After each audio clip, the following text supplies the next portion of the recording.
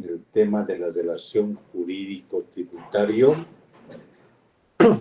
¿En qué momento el Estado intima, notifica, le exige o le coacciona al contribuyente para que pueda pagar o cumplir sus obligaciones tributarias, ya sean formales o materiales, o las obligaciones aduaneras?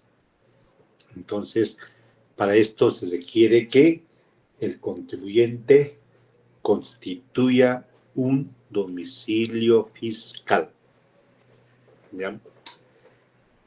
Constitucionalmente se conoce dentro del ordenamiento jurídico de que todas las personas tienen un domicilio, ¿ya? Donde pueden ser habidos, donde pueden ser o como quien dice, encontrados, ¿ya? O donde pueden ser conminados o notificados. Eso es constitucionalmente, porque no existe personas que no tengan un domicilio donde puedan ser habidos o donde habitualmente están descansando, durmiendo o como se llama su actividad principal. ¿Ya? Entonces, hoy vamos a avanzar el domicilio tributario. ¿Cuál es el objetivo? ¿Cuál es el interés o la necesidad de que toquemos este tema del domicilio tributario? El domicilio tributario está definido en el Código Tributario, pero como una normativa de reciente regulación que se ha creado con la ley o con el Código Tributario, la ley 4292. ¿Ya? Pero esta nomenclatura tiene su origen en el Código Civil. El Código Civil regula qué es un domicilio, para qué sirve un domicilio. Entonces, nosotros vamos a diferenciar en este tema, en esta ponencia, vamos a diferenciar del domicilio civil, del domicilio penal, del domicilio tributario e incluso del domicilio internacional, que no es lo mismo del domicilio fiscal. Existe mucha diferencia. Les voy a dictar el sumario para que me puedan seguir. Otra cosa, tengo ya el programa ya concluido y esbozado, y puedo decirles en este momento que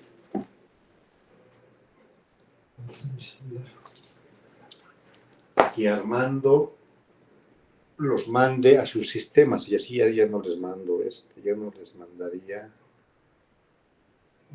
A ver. Denme un segundito, les voy a mandar todo el programa.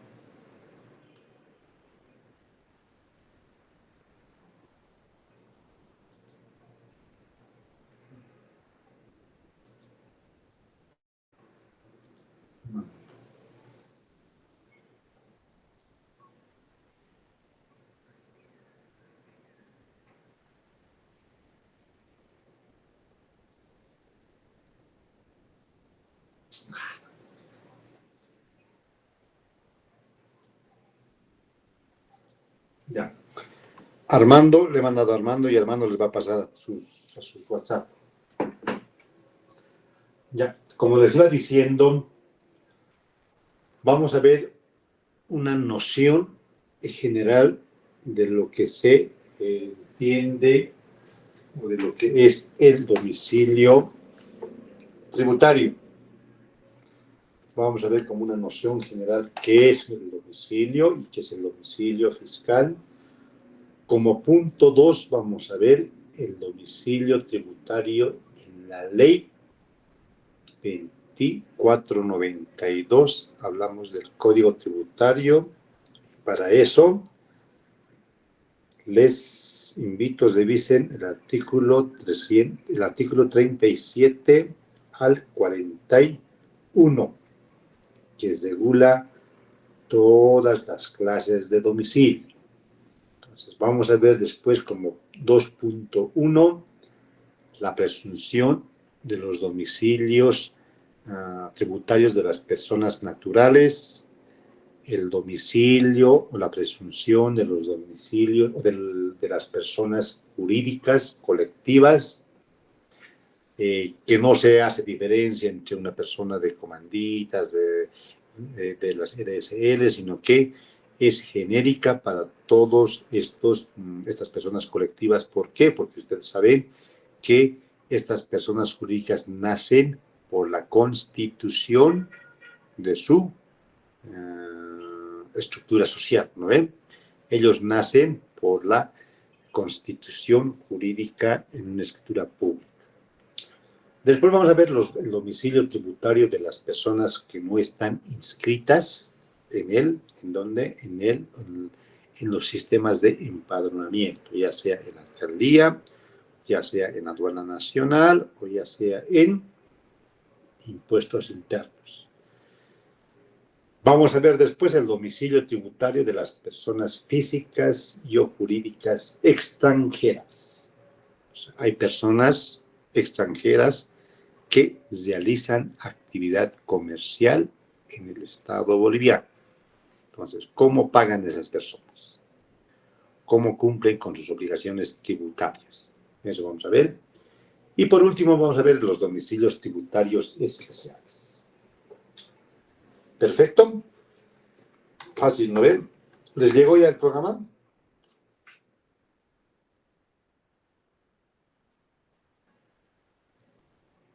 Sí, doctor, ya les envió. Ya, listo. ¿Les llegó, jóvenes? Sí, licenciado. ¿Por qué se quedan sorditos? Sí, licenciado, nos llegó. Porque si no me contestan, pienso de que no están en clases. ¿Ya están listos para el examen? ¿Para el primer parcial?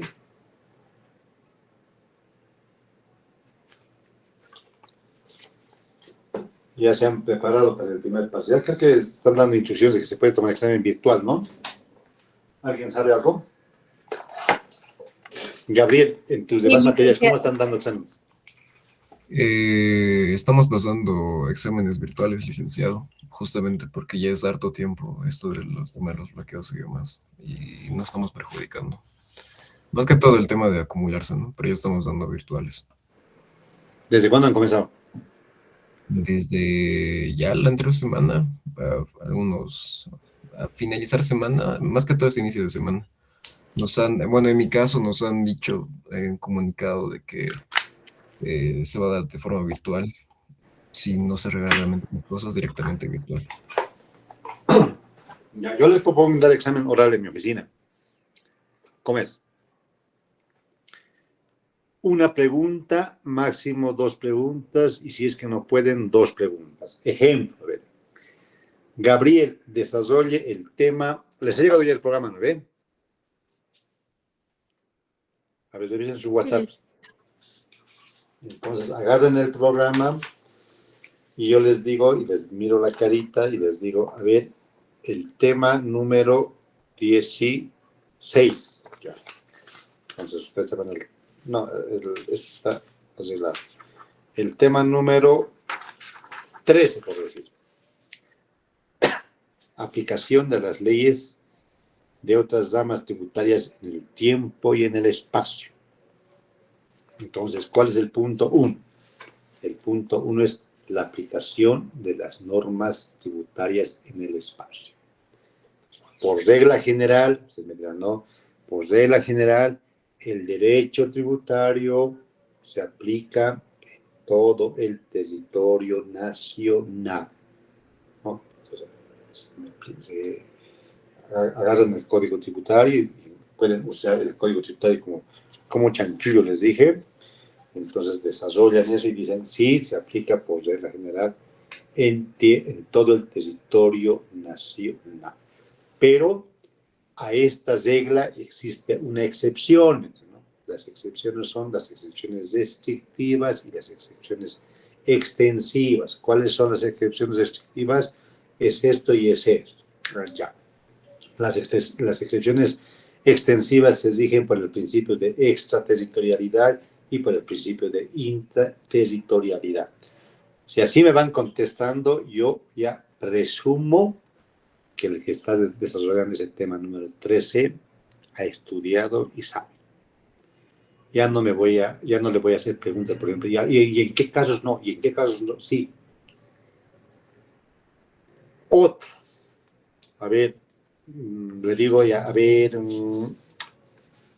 María Paola, desarrolle el tema número 2. O, ya digamos, el tema 2, le digo, ¿no? Entonces, ¿qué es el tema número 2? Es el derecho financiero. Origen del derecho financiero. ¿Dónde se origina el derecho financiero? A ver, ¿quién sabe eso? Ha sido en Francia, ¿no ve? ¿Cuál era su primer término? Derecho fiscal, ¿no? Entonces ya, a ver, defina qué es el derecho financiero. El derecho financiero son aquellas normas jurídicas que regulan la captación, o sea, el derecho financiero capta y a la vez distribuye los recursos públicos. ¿Para qué? Para cumplir ciertas finalidades del Estado, que es un interés común. Si de esa forma, digamos, de esa forma una persona o un estudiante desarrolla, ya no es necesario de clavarle preguntas. Pero si me dicen, no, es sí, ya, a ver, andate al presupuesto. Ya, andate al punto 6, fuentes del derecho financiero. ¿Qué es un fuente real? ¿Qué es una fuente formal? Ya, desarrollo. Entonces, las fuentes reales siempre son algo material, algo real. Las formales provienen de las normas jurídicas, que son estas y estas y estas y estas. ¿Están de acuerdo con eso? Porque también creo que ya, tal vez también esta noche ya tal vez resuelvan estos asuntos, porque ya hoy día se ha promulgado la ley de excepción.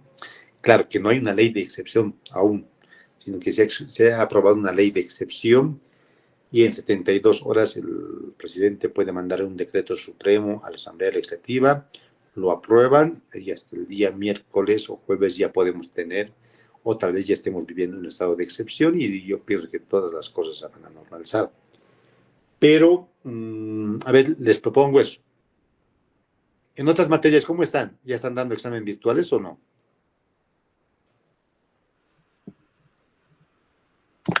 Sí, licenciado.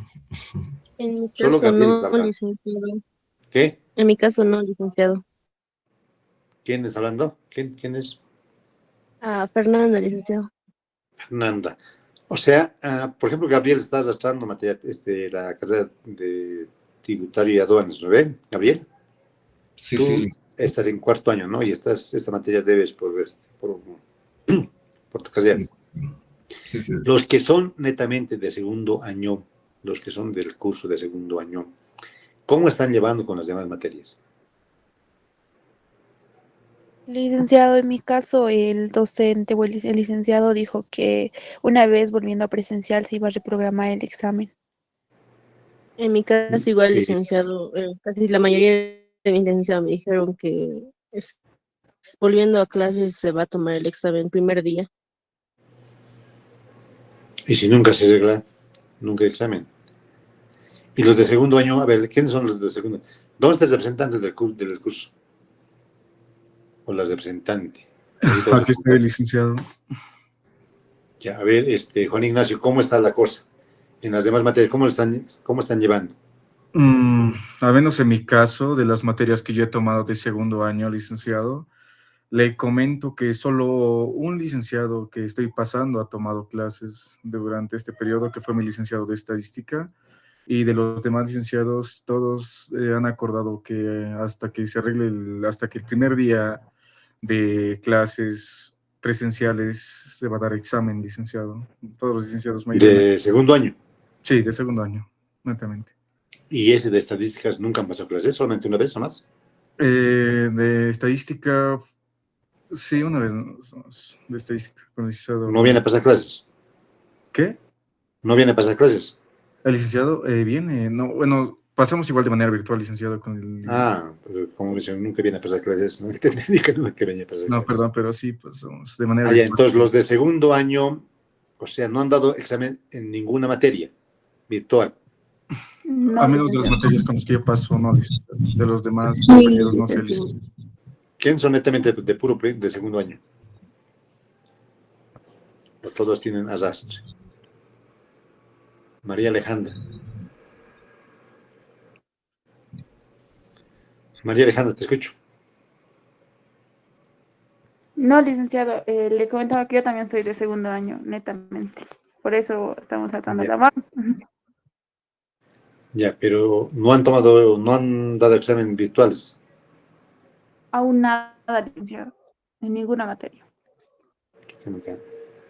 Ya, a ver, esperaremos hasta el día, a ver, chicos, yo soy bien fregado en los exámenes.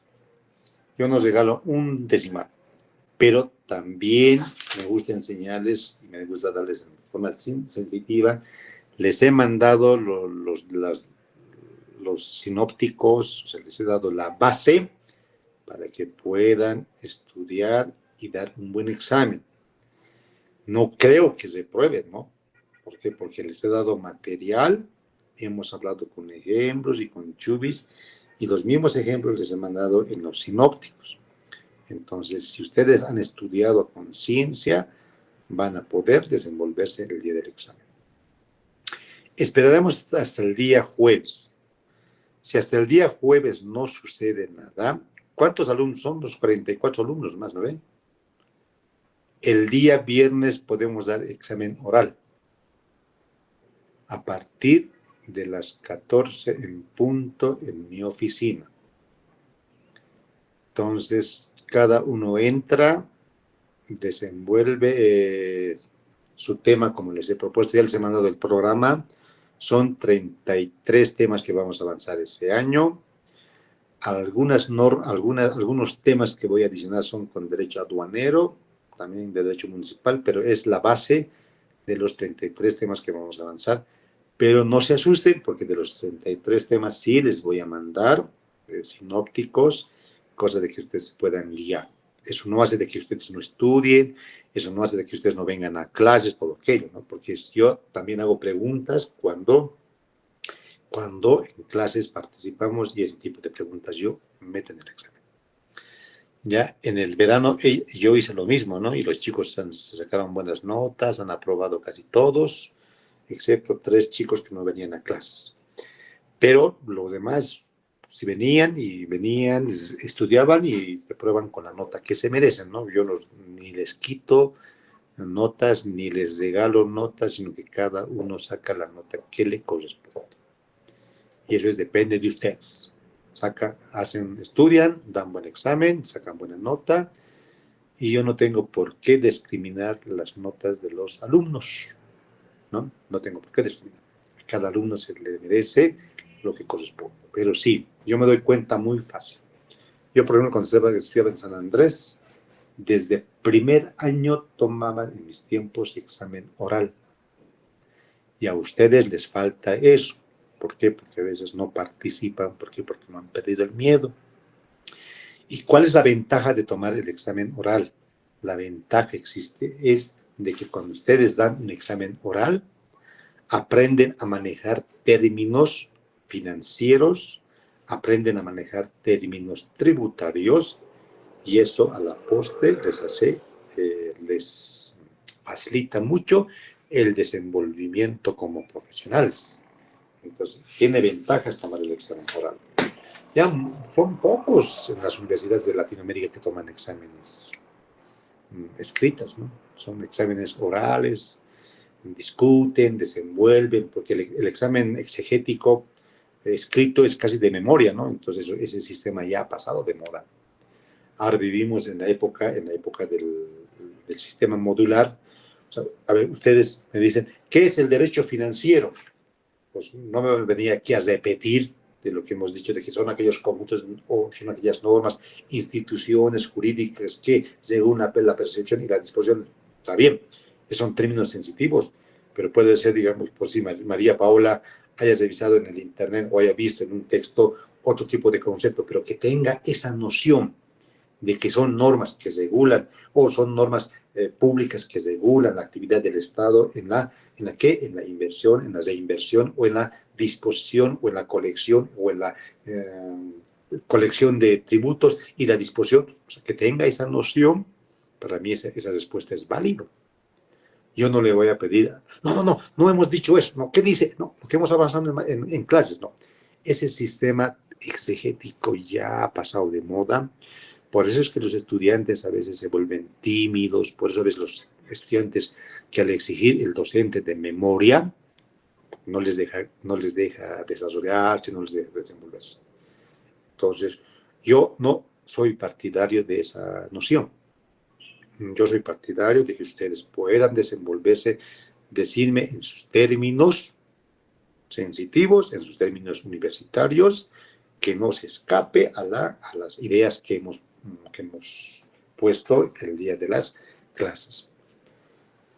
Entonces, estaremos de acuerdo. A ver, hasta el día jueves esperamos, si es que no pasa nada, no se arregle esta situación, entonces el día viernes podemos dar el examen oral. Damos examen oral, como les digo, no va a ser difícil, va a ser sencillo, las personas que han estudiado se desenvuelven ya. ¿Ya, chicos?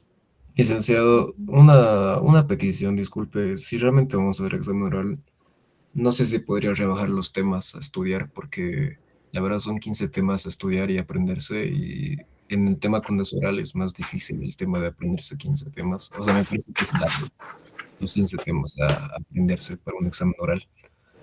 A ver. Hasta el tema, les dije que íbamos a dar hasta el tema 15. El tema 15 sería, pero a ver, de acuerdo al nuevo programa que les he mandado, son 33 temas. Entonces, ¿quieren dar? ¿Hasta qué tema quieren dar? Hasta el tema aplicación de las leyes de otras normas tributarias en el tiempo. Eso es bien facilito, este tema. Hasta la relación jurídico-tributaria. ¿Cómo es?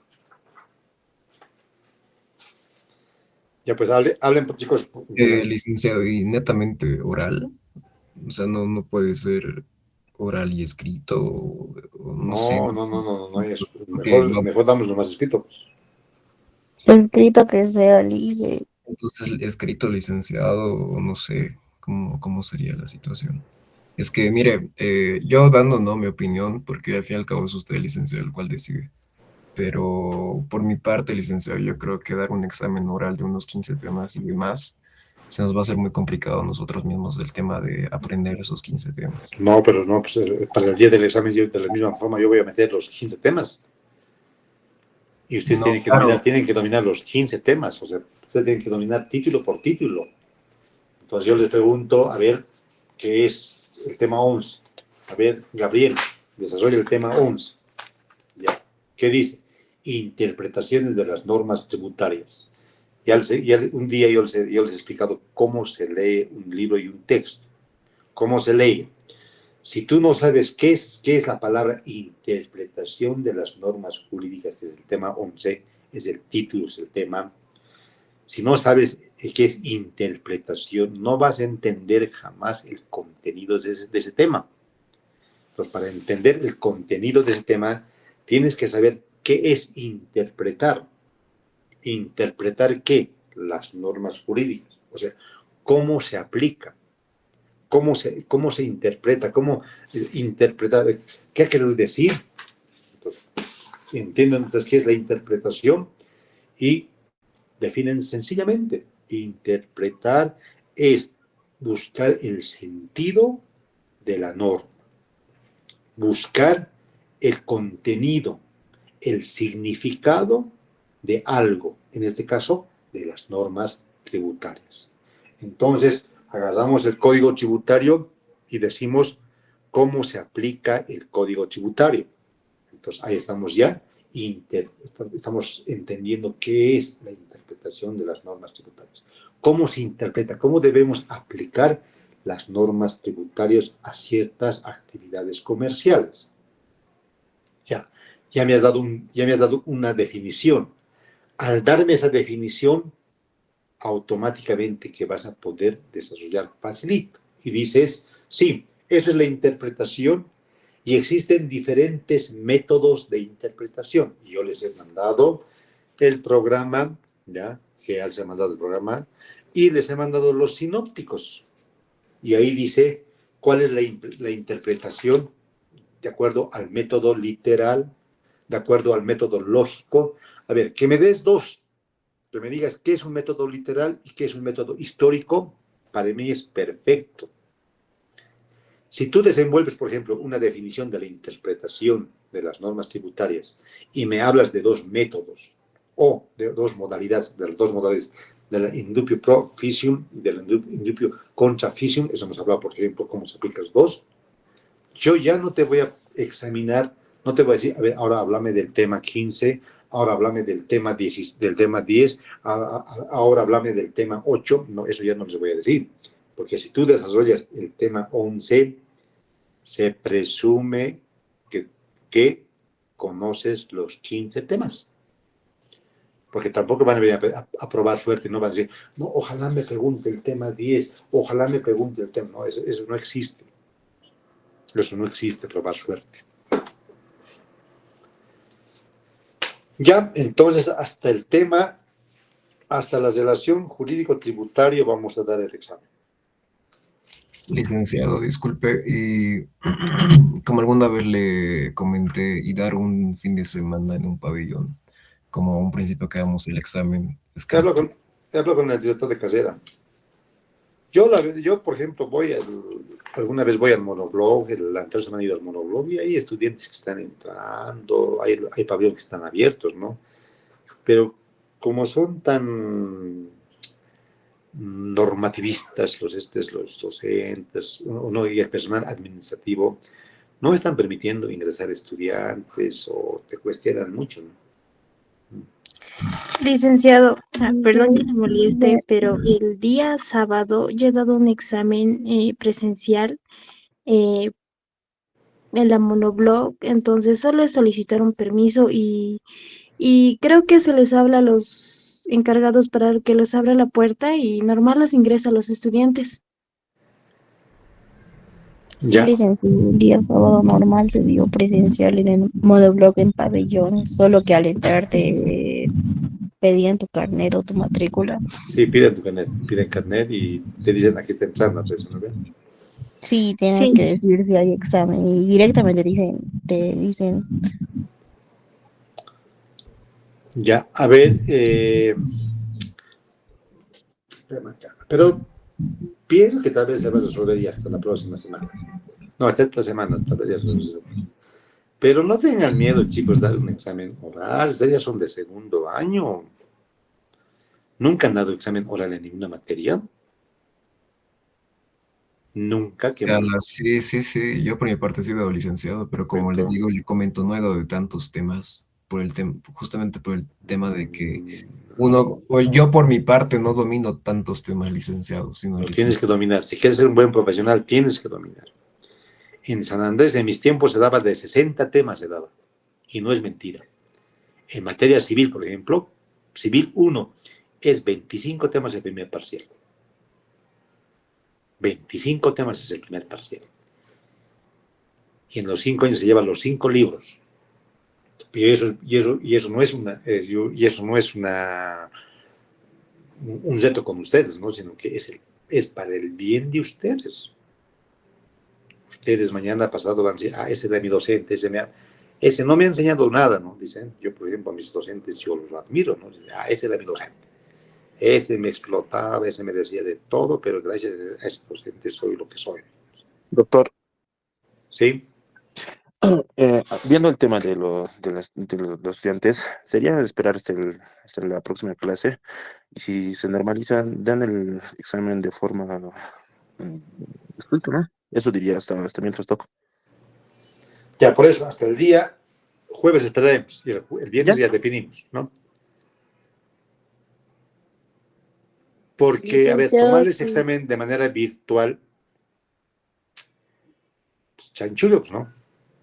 Licenciado, algunos docentes están esperando hasta la próxima semana, por ejemplo, de proyectos, nos dijo que si hasta el lunes o sea, el lunes sí o sí va a ser nuestro examen, pero si en caso de no arreglarse va a ser virtual y en caso de que se arregle, lunes damos presencial. Ya. Entonces, esperamos a ver, ya, esperamos hasta el día jueves y el viernes definimos, ¿ya? Pero, chicos, yo les aconsejo que incluso ustedes pidan a sus docentes, tómenos examen oral. ¿Por qué? Porque cuando tú das con tus mismas palabras, pues tú ya sabes cuánto te estás sacando. Hay docentes que son bien exegéticos y te dicen, no, no has dicho bien y así que tienes 0. Pues a veces es muy bueno. Ya, comenzaremos a dar clases, avanzaremos materia. Entonces, como ya les dije, ¿qué es el derecho tributario? No, perdón, el domicilio tributario. Vamos a partir de que en el Código Civil, por ejemplo, se habla de que el domicilio siempre es aquel lugar, es un espacio geográfico donde una persona realiza o tiene su actividad principal. Y cuando hablamos de una actividad principal, estamos hablando de cuando una persona vive, donde una persona es habido, donde una persona descansa o donde una persona tiene constituido una familia. ¿Ya? Ese es un domicilio real. En materia civil se habla, por ejemplo, de 14 tipos de domicilios. Se habla de un domicilio real, que es el lugar donde una persona habita, pues se llama real, o donde puede ser habido. Y hablamos de una actividad, de un domicilio principal, es donde una persona trabaja o donde una persona cumple su función principal. Por ejemplo, mi domicilio real queda en la calle, en la zona de Miraflores, en la calle número tantos y el número tantos, Ciudad de La Paz. Eso es mi domicilio real. Ahora, ¿dónde es mi domicilio principal? Pues, el domicilio principal es donde una persona realiza su actividad principal. ¿Dónde trabaja esa persona? ¿Dónde trabajo? Yo trabajo en la ciudad de La Paz. No trabajo en el Alto, trabajo en la ciudad de La Paz. Entonces, mi domicilio principal sería en la ciudad de La Paz. ¿Dónde es mi domicilio especial? ¿Ya? Es donde cumplo mi actividad principal específica como abogado. Entonces, ¿dónde queda eso? Eso queda en el edificio Ismar, que está ubicado en la calle Comercio, número 830, zona central Pérez Velasco, y así sucesivamente. Por ejemplo, existen los domicilios habituales. Por ejemplo, yo esta noche salgo de mi oficina, veo que el centro está todo bloqueado, no hay cómo llegar a mi casa, entonces me quedo en una residencia, o me quedo en un hotel o en un alojamiento. Entonces, ese domicilio se llama domicilio habitual, donde habitualmente puedo ser habido. El domicilio conyugal es el lugar donde una persona habita o cohabita con su esposa o con su esposo. Entonces es un domicilio conyugal. Y así sucesivamente, el Código Civil regula ese tipo de domicilios. Lo mismo sucede, el Código Civil, lo mismo habla de las personas colectivas. Si ustedes han debido de revisar también eso en derecho comercial. Entonces, las personas colectivas, que son personas ficticias, ¿tendrán un domicilio real? ¿Tendrán un domicilio principal? ¿Tendrán un domicilio habitual? ¿Conyugal? ¿Cómo es? A ver. ¿Tendrán o no tendrán? Sí, está bien, Juan. Habla, participa. ellos no pueden tener un domicilio real, porque ¿acaso las personas colectivas duermen? ¿Acaso las personas colectivas tienen su familia? Eso ustedes han llevado en derecho comercial, ¿no? Pero sí, dentro de los casi 6 domicilios, 7 domicilios que se han dictado, ellos sí tienen un domicilio principal, donde realizan su actividad principal, las personas colectivas. ¿Cuáles serían esos domicilios principales? A ver, está en el Código Tributario. De las personas físicas en el 78. No, pero no, primero estamos hablando del domicilio del Código Civil o del Código Comercial, que eso ustedes han llevado en derecho comercial. ¿Cómo se constituye ese domicilio de las personas colectivas, de las personas jurídicas? A ver, ¿quién? Voy a dar puntos, voy a sacar para los que den su examen.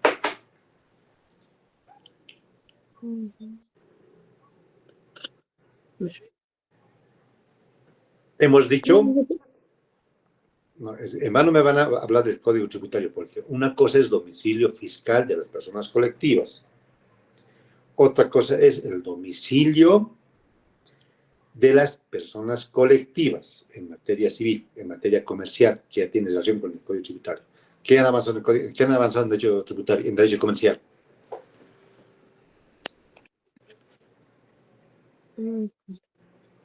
A ver. Sin miedo, chicos. Todos somos falibles, todos tendemos a equivocarnos. Y lo que participan ustedes, por ejemplo, eso es un examen oral. A ver,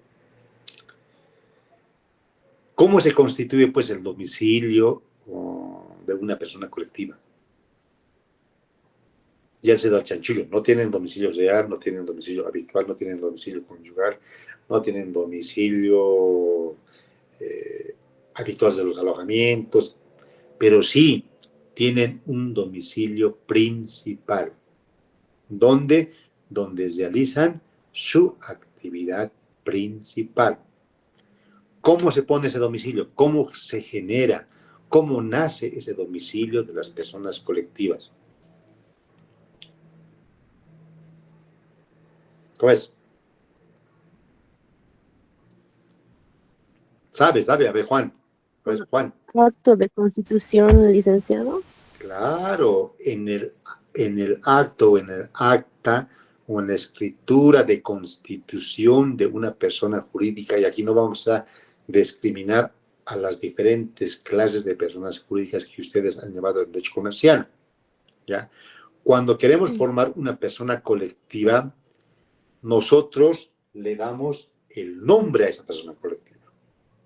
Nosotros le damos el objeto a esa persona colectiva y nosotros tenemos la obligación de constituir un domicilio de esa persona colectiva. Entonces, está ¿en dónde? En el acta o en el documento de constitución. Ahí nace el domicilio, o ahí se constituye el domicilio.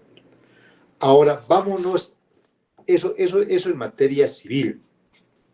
Por eso que yo les decía de que hay ciertas definiciones, hay ciertas categorías de materia civil que sí se utilizan en el Código Tributario.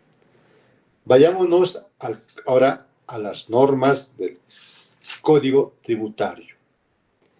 ¿Cómo se constituye un domicilio en materia tributaria?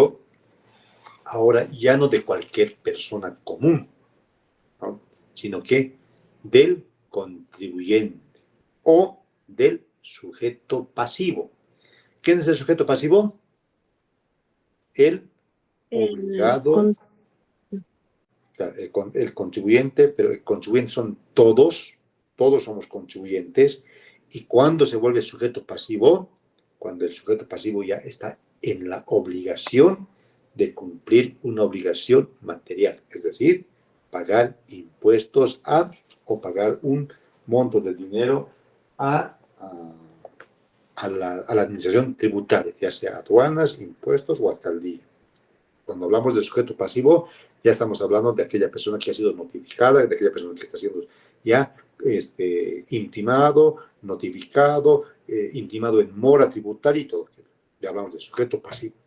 Pero cuando un contribuyente cumple sus obligaciones de manera correcta, no es notificado, entonces no se constituye aún en sujeto pasivo. ¿Ya? Esa es la diferencia entre contribuyente y sujeto pasivo. Entonces, el sujeto pasivo, ¿cuándo tiene su domicilio? ¿Cuándo y cómo debe constituir? Entonces, ¿qué dice el Código Tributario? Ahora nos vamos al Código Tributario del artículo... 37, licenciado. No, eso habla del domicilio en el territorio nacional. ¿Qué dice? A ver, para efectos tributarios, las personas naturales y jurídicas deben de fijar. Cuando dice fijar, dice deben de señalar su domicilio dentro del territorio nacional, preferentemente en el lugar de su actividad comercial o productiva. Lo que les decía, la diferencia en materia civil. En materia civil no necesitas hacer actividad comercial ni productiva, que es una actividad comercial, sino que en materia civil solamente necesitas tener una actividad, ya sea social, ya sea otra cosa, el dominio político, ¿no? Pero una actividad social, una actividad, digamos, donde puedas tener tu familia, tu esposa, o donde trabajas o donde realizas una actividad especial en materia civil. En materia tributaria, no. Te dice el Código Tributario, todos los contribuyentes, todos los sujetos pasivos, o las reglas que todos los contribuyentes tienen la obligación de fijar un domicilio fiscal, ya seas persona natural o ya seas persona jurídica, fijar un domicilio fiscal, no real, no conyugal, no habitual. Tiene que ser un domicilio fiscal, en el territorio boliviano, preferentemente donde tengas tu actividad comercial o productiva. Ejemplo. A ver, si Cristel, Mariel y Fernanda se dedican a vender celulares o a vender o realizar una actividad comercial en la ciudad de La Paz, ¿ya? Entonces ellos tendrían que fijar en su acta de constitución y decir que mi domicilio fiscal que se queda en la calle Comercio, en la galería tantos, entonces ellos constituyen su domicilio. Y dice preferentemente en el lugar donde realizan su actividad principal. Lo mismo sucede con las personas colectivas que deben de señalar en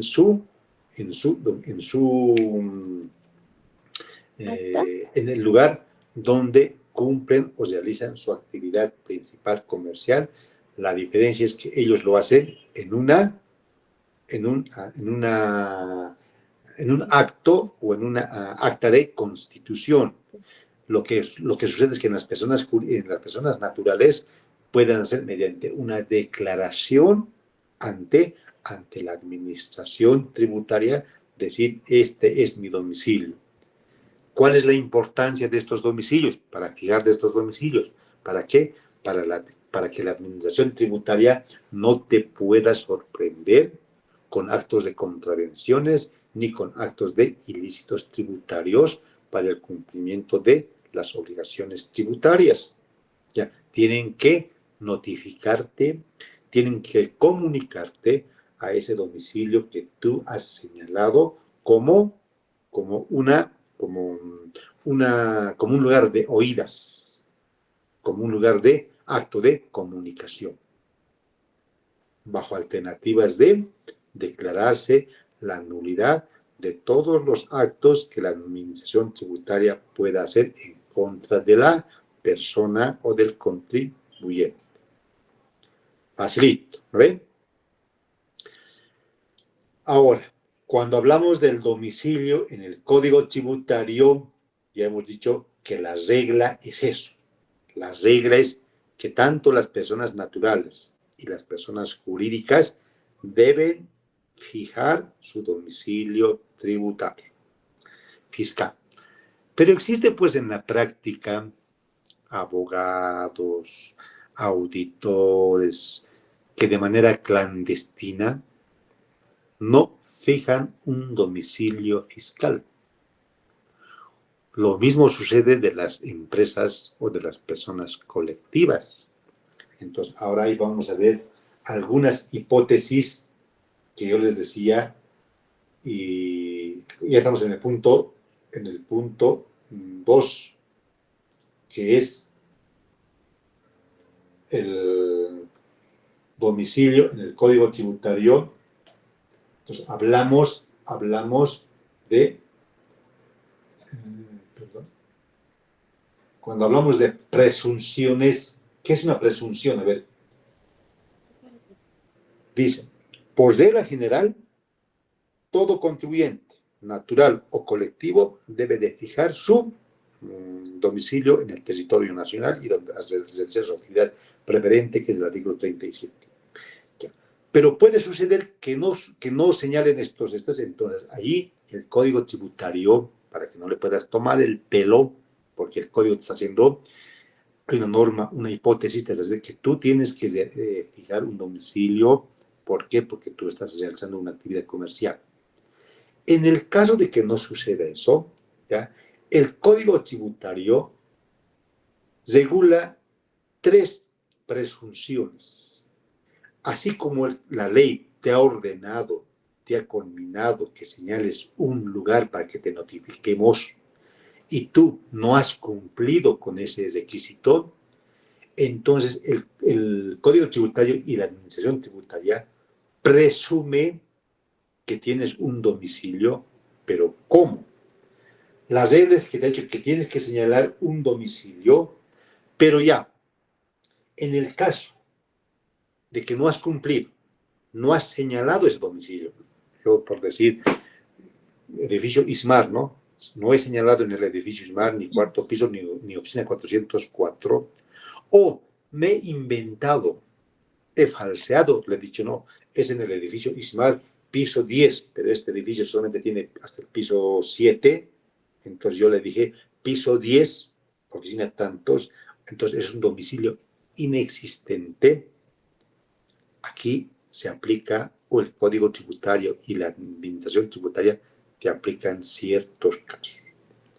Si es que no has señalado, o si has señalado y le has engañado, o le has mentido, le has falseado a la Administración Tributaria, ¿ya?, se presume de Ángelos Arabia, su domicilio fiscal, mi domicilio real.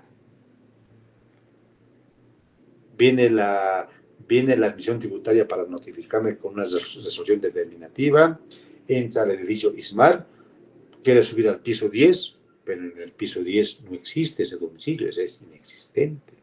O cuando revisan mi declaración jurada, en la declaración jurada no he señalado domicilio, entonces, o si he señalado es falso, entonces no encuentran ese domicilio, entonces, ¿qué hace la Administración Tributaria? Presume que es mi domicilio real. Pero ¿qué tal si soy gitano? O sea, yo al comenzar les decía, no hay persona que no tenga domicilio real. ¿Ven? Todos tenemos domicilio real. Aunque había algunos autos supremos decían que hay gente pordiosera, hay gente, perdón que les diga, de mal vivir, que no tiene un domicilio real, sino que vive debajo del puente. A veces hay personas alcohólicas que viven en las calles, ¿no ven? Pues ya, esos domicilios han sido interpretados como domicilios habituales, o sea, como un alojamiento donde ese señor puede ser habido en la Pérez Velasco, duerme en aquel rinconcito, digamos, ¿no? Es un domicilio habitual, decía el Tribunal Supremo de Justicia. Pero, ¿qué pasa con los gitanos? Los gitanos tendrán domicilio real, tendrán domicilio principal.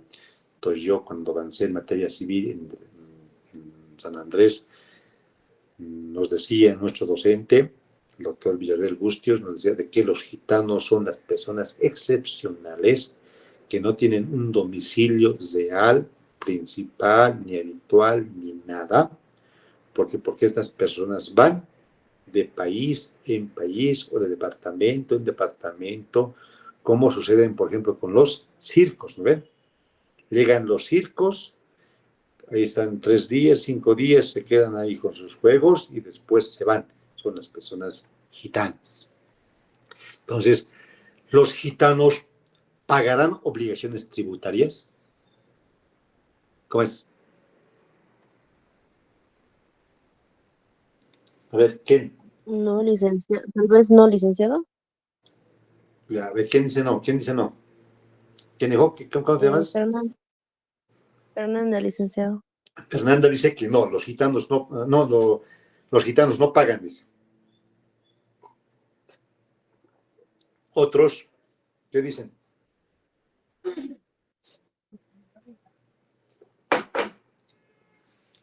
La Yarita Yo dice, digo que sí, licenciado. ¿qué? Yo digo que sí pagarían, pero tal vez se le acumulan, no sé cómo decirlo. Ya, Gabriel dice que sí. Otros, ¿qué dicen? Es 7:30, Tal avanzaremos. vez pagan, licenciado, tal vez pagan impuesto o algo por realizar alguna actividad económica sería. Eso hemos ¿O no? llevado, ¿no? Hemos avanzado eso. ¿Cómo se llama? ¿Cómo se llama eso? Pues no han estudiado pues, para el examen, ¿ves? Patentes municipales. Licencias municipales.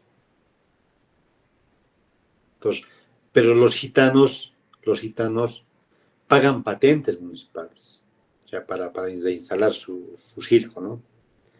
Pero puede ser de que estos gitanos hoy día, por decir, se han instalado y te dicen, no, te voy a pagar al final, y estos se escapan o se van al día siguiente. ¿Dónde les notificamos? Ya estén en Chile, ¿no? Pues a veces estos gitanos generalmente no tienen domicilio, pero realizan actividades comerciales.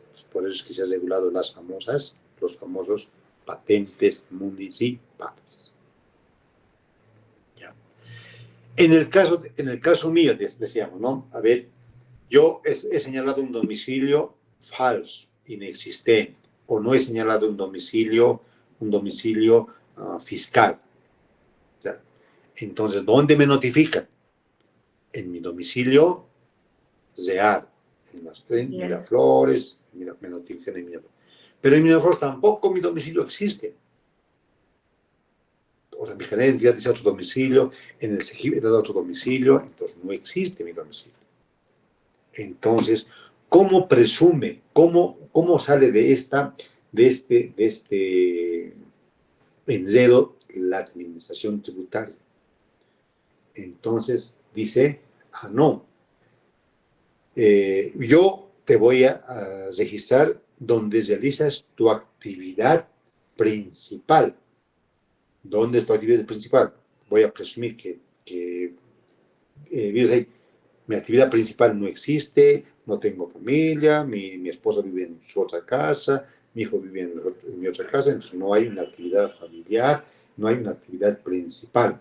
Entonces, la regla sería donde realizo o donde se genera el hecho generador. Como soy abogado, entonces, ¿qué va a hacer la administración tributaria?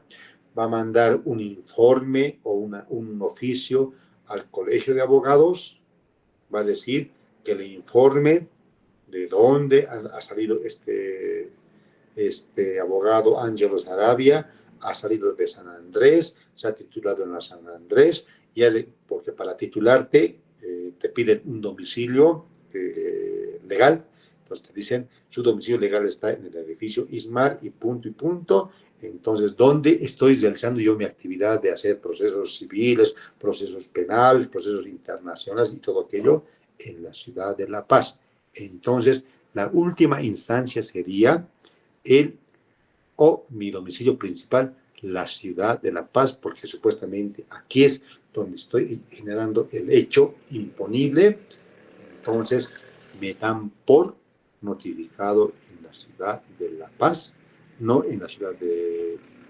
Pero si estoy trabajando en Santa Cruz, pero de manera dolosa, entonces me van a dar como fijado el domicilio en la ciudad de La Paz.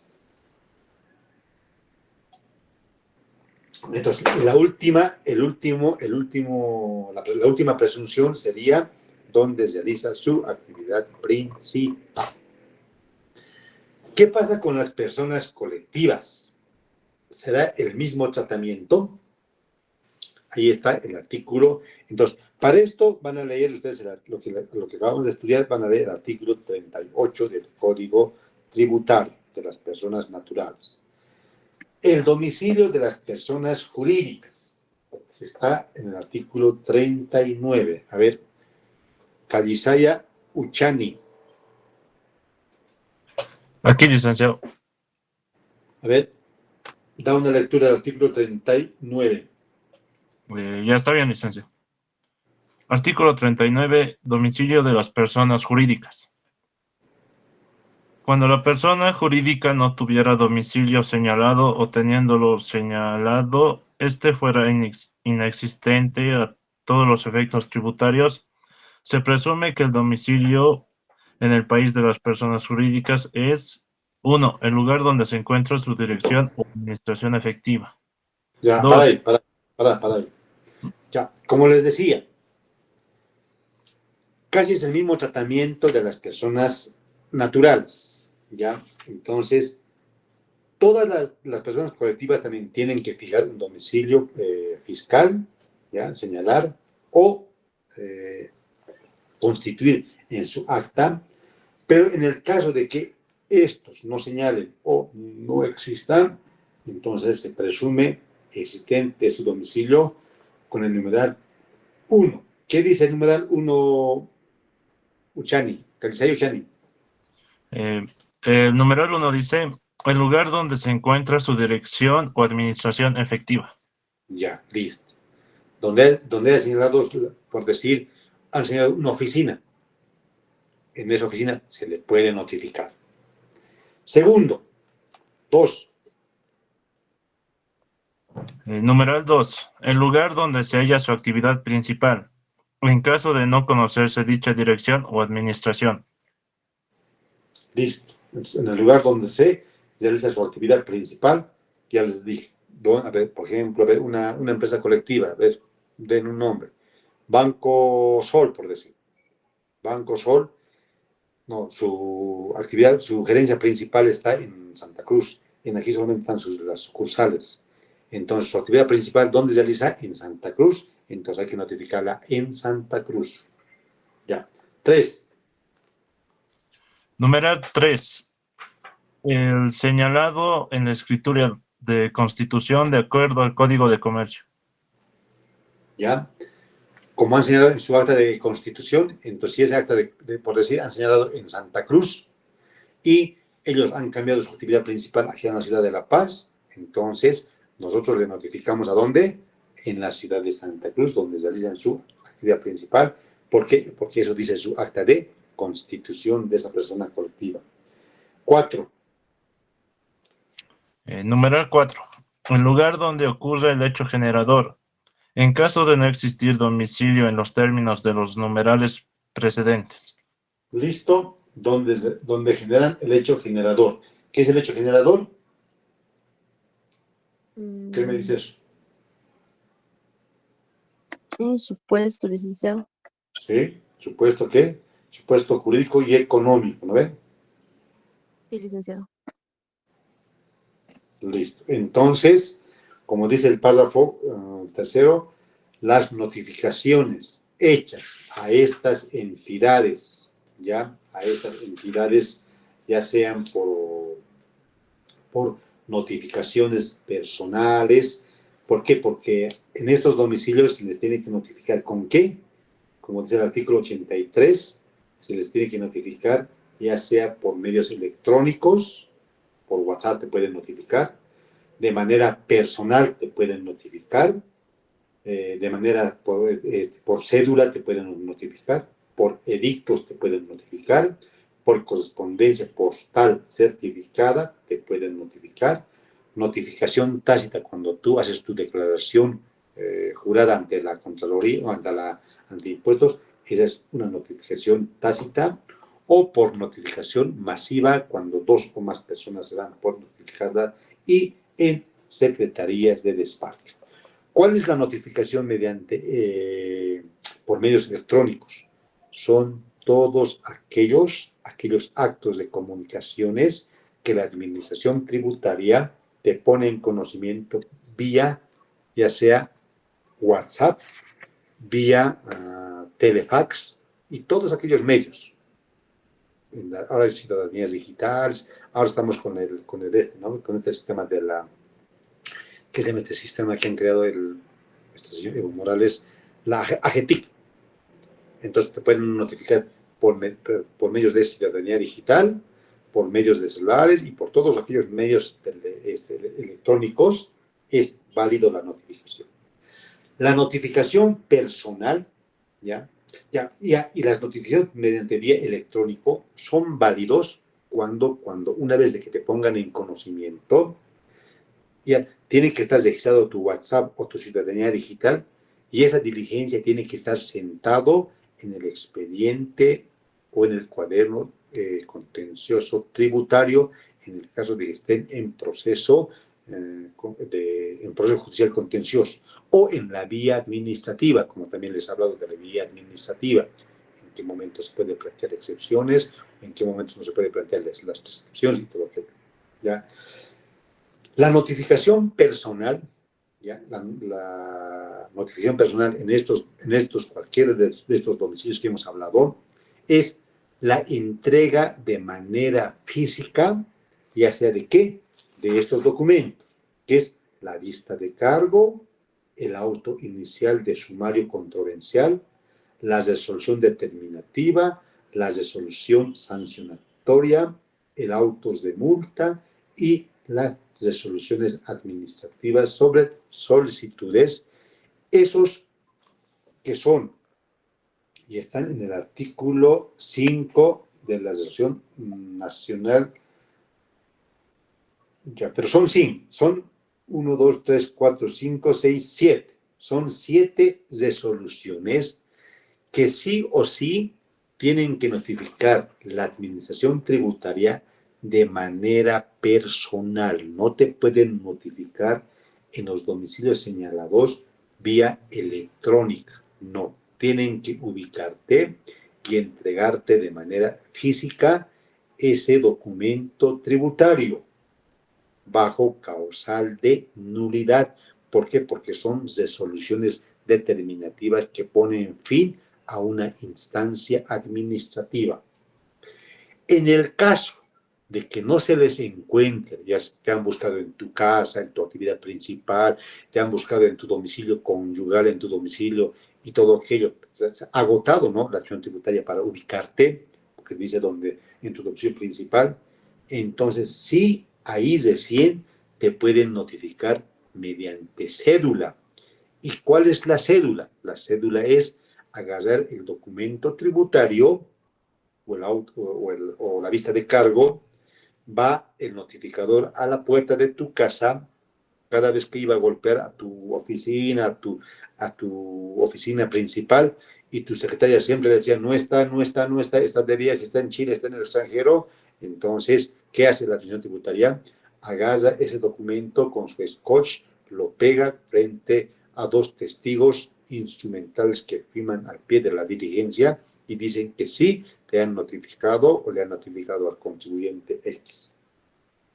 Pero cuando no hay ni WhatsApp, ni ciudadanía digital, no se le encuentra al señor, está viviendo en Estados Unidos, o no existe un domicilio, pero tiene movimientos bancarios, comerciales, entonces te pueden notificar mediante edictos, ¿ya? Mediante una prensa mediante la publicación en prensas a nivel nacional por 2 veces con intervalos de 5 días que se aplica de acuerdo al Código Procesal Civil. Listo.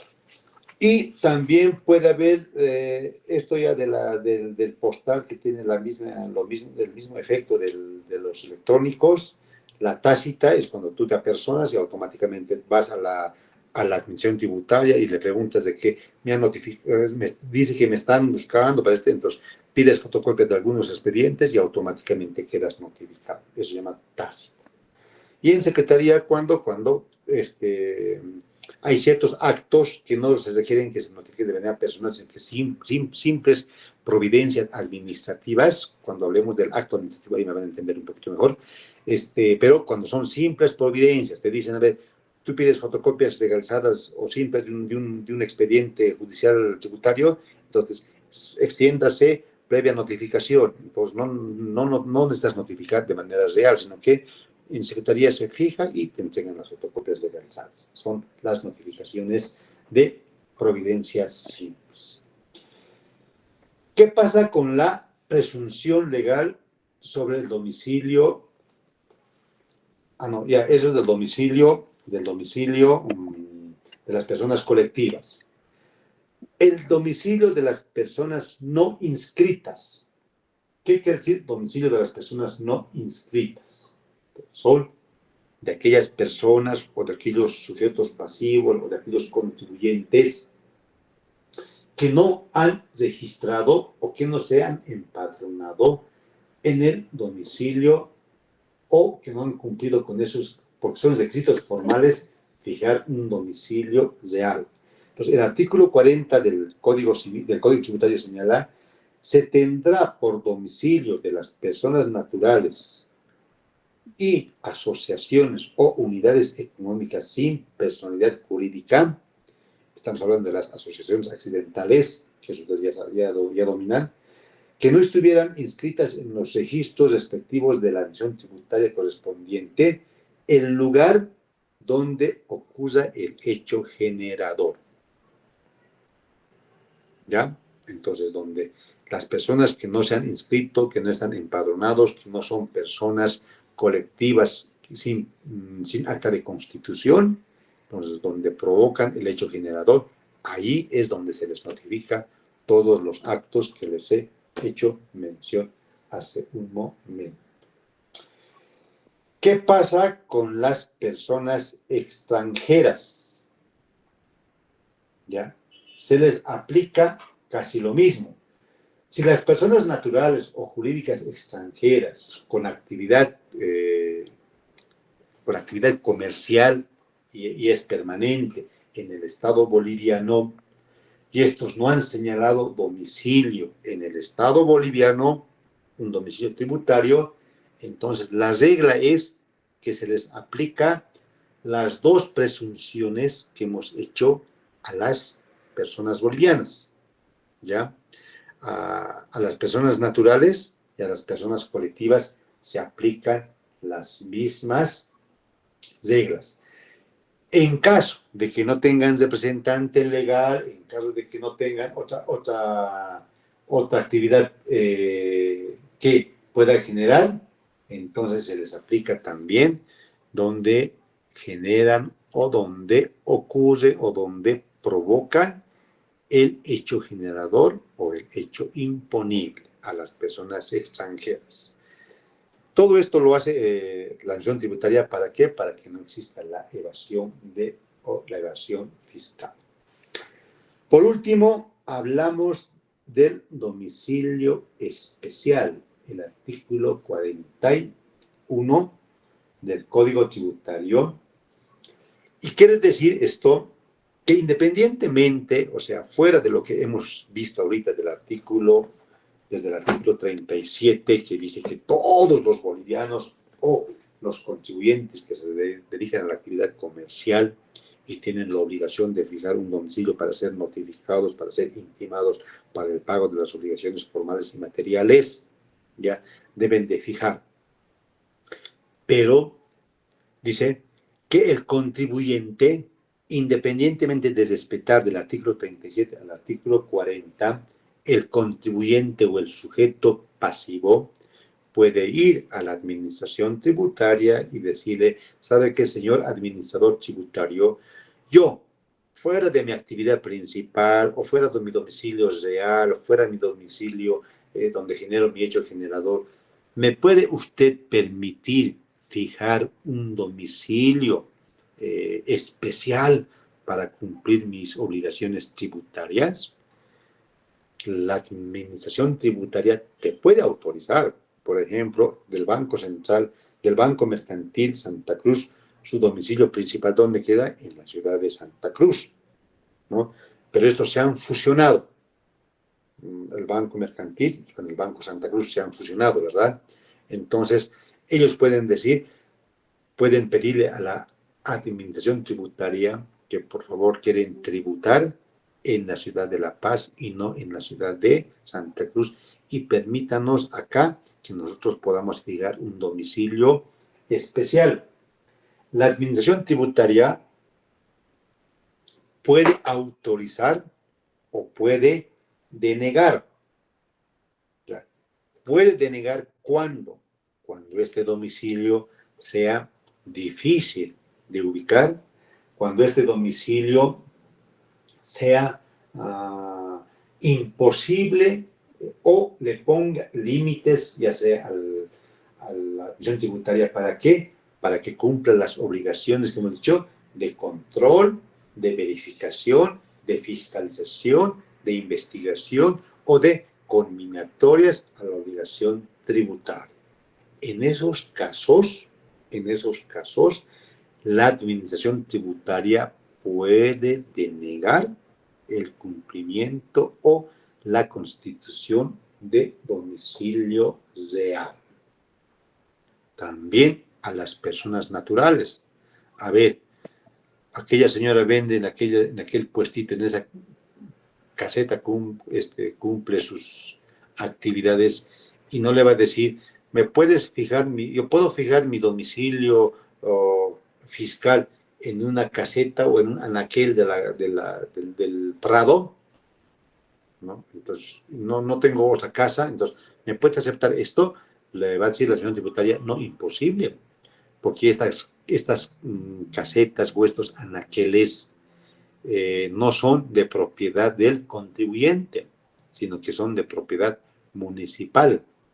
Entonces, ¿qué tal si esta caseta está alquilada, subalquilada, no es de propiedad de él? ¿Dónde la administración tributaria va a poder cumplir sus funciones? Imposible cumplir estas funciones. Entonces, por eso es que la administración tributaria va a rechazar el cumplimiento de estas obligaciones o de estos domicilios especiales. Con eso hemos terminado el domicilio tributario. Ahora vamos a entrar a otro temita.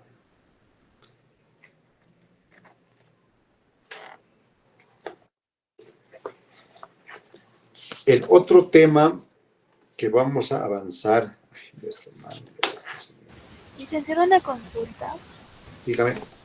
En caso de que el contribuyente, en este caso, llegara a cambiar de domicilio donde realiza su actividad económica sin comunicar a la administración tributaria, ¿tendría algún proceso legal o algo? No hay sanción, pero como ya les dije, se presume donde tiene su actividad principal. Por decir, yo he fijado este domicilio principal en el edificio Ismar, pero mañana pasado me voy a Santa Cruz a trabajar y yo no declaro ya no declaro el IVA, porque yo acá en esta oficina yo vendo, transfiero servicios profesionales. Entonces, ¿qué va a hacer la administración tributaria?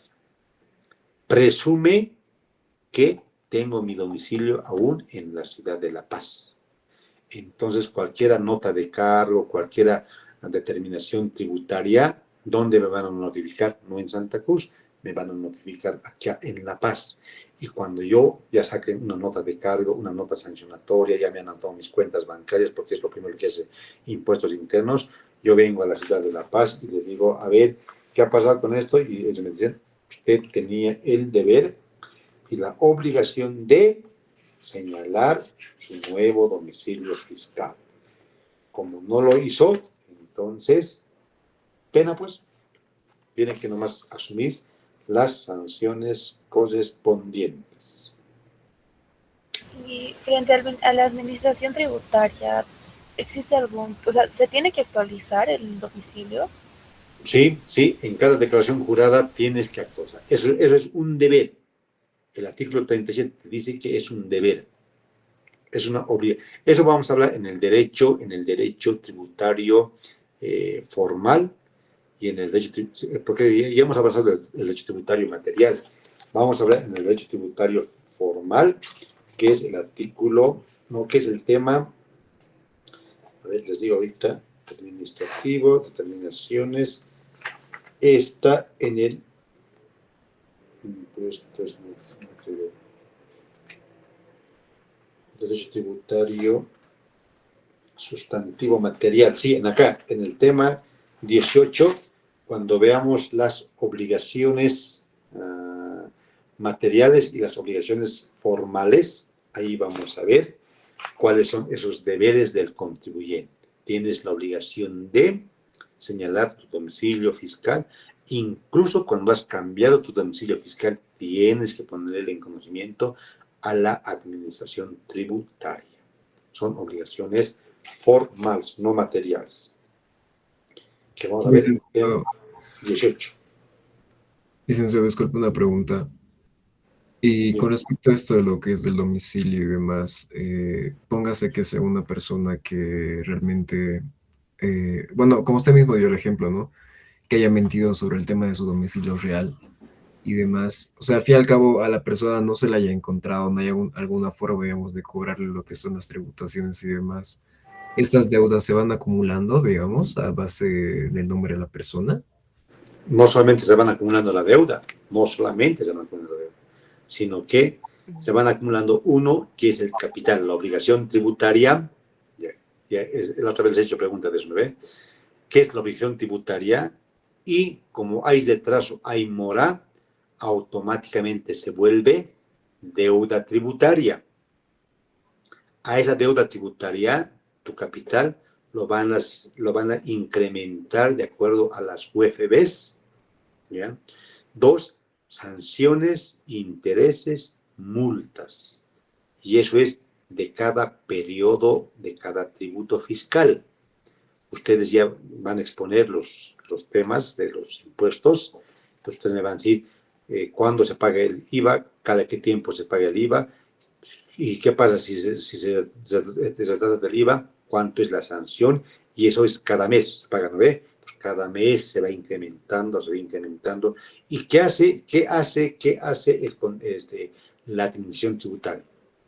Te hace un coactivo tributario, contencioso tributario, te hace una demanda, automáticamente te grava tus bienes. Pues te grava tus bienes, uno, te detiene tus cuentas bancarias, te grava tus vehículos, tus bienes inmuebles, te grava, ya están con anotación preventiva, no vas a poder disponer de esos bienes. Pero ahora tú me dirás, ¿pero qué pasa con los contribuyentes que no tienen bienes? Hay personas que no tienen bienes, o si tienen bienes, lo ponen a nombre de terceras personas para ser defraudadores a la actividad tributaria o a la obligación tributaria. Entonces, ¿qué dice el código de la ley Blackman y el código penal? Que por deudas patrimoniales contra el Estado sí existe cárcel. Por deudas patrimoniales entre personas naturales o colectivas no existe cárcel, pero cuando se tratan contra deudas del Estado sí existe cárcel. En esos casos sí pueden ser privados de libertad del contribuyente. El tema 17 Ya hemos acabado el tema 16, que es el domicilio tributario. Es un tema sencillito, han visto ustedes. Si les toca eso, por ejemplo, en el examen oral se pueden explayar. El tema 17 es el derecho tributario internacional. Acá vamos a ver qué tiene que ver el derecho tributario internacional, o como otros llamarían derecho internacional tributario o derecho convencional tributario, que son solamente sinónimos. Este doctor está ahí docente, el doctor Benavides, yo vez empezando, el doctor Benavides se hace mucho lío con la determinación.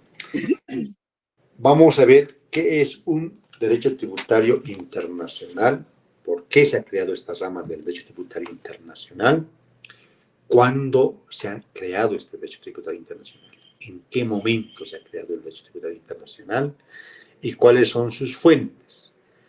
La importancia de este tema es de que ustedes vean, y aquí nos va a servir mucho, es ver de la doble imposición tributaria. O sea, internacionalmente entre dos estados no pueden cobrar impuestos de importaciones y exportaciones de mercancías. ¿Ya? Vamos a ver cuáles son los principios que les regulan a estas normas de derecho internacional, y vamos a ver cuántos tipos de convenios de la doble importación existe y que Bolivia ha suscrito con estos estados. Ahí está en el programa. Y ahí vamos a ver cómo se aplican estos principios, cómo se interpretan estos convenios del derecho internacional y qué métodos existen para evitar la doble imposición tributaria. El día viernes vamos a ver este tema, ya tienen el programa. Vamos a ver, y les doy por avanzado, porque vamos a ver también el tema 18 y el tema 19, que no es más que un